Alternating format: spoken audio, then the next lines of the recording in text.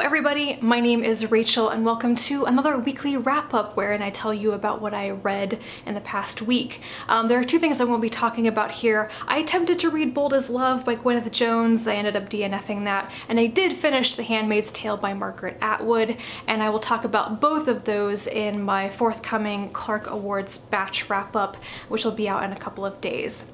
So the four other things, in no particular order. I did finish listening to the audiobook of Astrophysics for People in a Hurry by Neil deGrasse Tyson, and it was a really lovely, like, beginner's book, series of essays on astrophysics. Like I said in my Friday reads, I think nothing really new to me, but I really enjoyed listening to Tyson's narration on the audiobook. It's just one of those kind of comforting voices to listen to about subject matter I care about. So it was okay. I think I gave this a 3-star rating on Goodreads, not so much because I thought the book was average, but simply that it wasn't like super scintillating subject matter for me at this point, but I would totally recommend it to people who are just starting to read about astrophysics, cosmology, etc. I listened to another short audiobook this past week, Wishful Drinking by Carrie Fisher. You may recall that I read another one of her memoirs, The Princess Diarist, I think. I always want to say The Princess Diaries, and that's something else.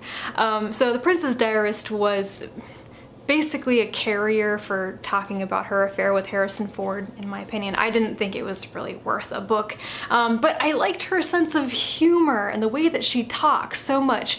So I decided to listen to one of her other memoirs, and Wishful Drinking is a much more of a memoir type book than The Princess Diarist, I think. It's a series of like anecdotes about her family growing up in showbiz, having famous parents, all the marriages and divorces and incestuous Hollywood family type stuff, which was really amusing. I mean, it seems kind of gossipy in a way, but she approaches it with such humor and honesty about how strange it is sometimes, and I really liked it. This made me laugh out loud a couple of times. I'm also really appreciative of how open and frank Fisher was about mental illness, about having, about being bipolar and dealing with addiction and stuff. I'd never really known this part of Carrie Fisher's life and career until after she died, and I think she did some great work with talking about this stuff. Not sure if she ever completely conquered her own demons, but she certainly didn't try to hide the struggle anymore, and I really like that. So this was far more enjoyable than The Princess Diarist.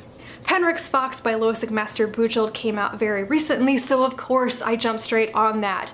This is the latest published novella in the Penric and Desdemona series, which is set in her fantasy world, the world of the 5 gods, though the characters in the storyline and the time period are independent of the novels set in the same world. So I think at this point, this is a great place to start with Bujold's fantasy. If you're curious about her writing, her type of fantasy, her characters and such, start with the Penric and Desdemona novellas. They're really good. I mean, I love the Vorkosgan series, but some people may be more interested in her fantasy than in her science fiction. So Pendricks Box is kind of backtracking in the chronology. I won't spoil things, but it takes place directly after Penric and the Shaman and fills in that gap between that book and Penric's Mission, which Penric's Mission and Mira's Last Dance are like one story in 2 parts. So that fills in the gap in between those where Penric has had a lot of experience and stuff. So I liked having that gap filled in.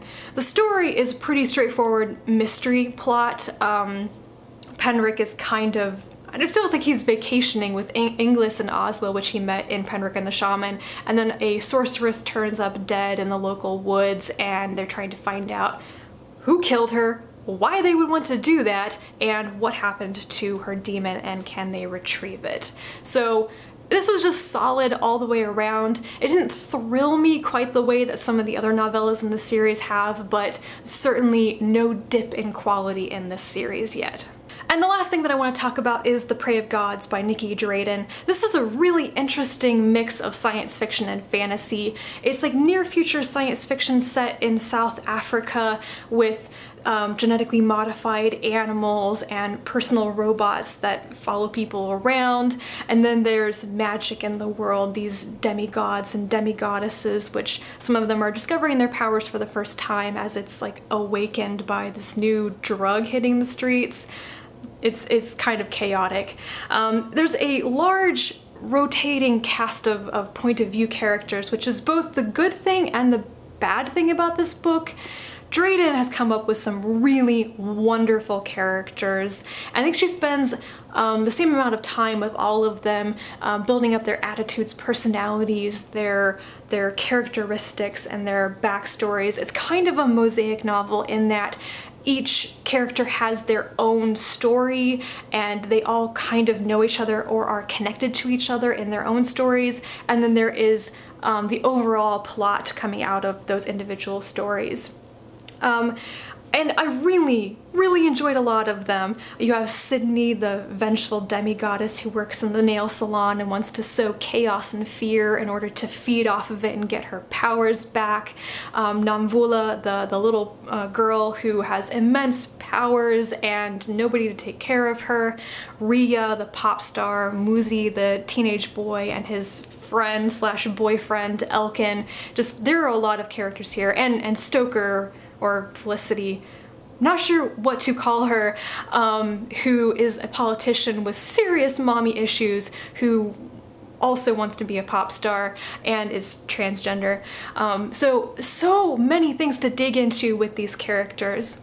And the story is that, you know, Sydney wants to sow that chaos and fear and destruction, and the other characters are kind of feeling out their powers for the first time, want to stop her from doing this because she might destroy the world, and they really think there's a better way of going about this than that.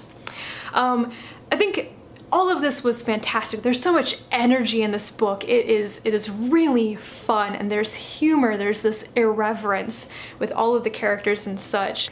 But the weakness here, which made me rate this like maybe 3.5 stars, is that there's so many POV switches. That's a really hard thing to do well, and I admire Drayden for aiming so high with her debut novel, but also she doesn't quite get there. There are some plot threads and backstory elements that just get dropped cold turkey, like the sterility virus for the Dick problem.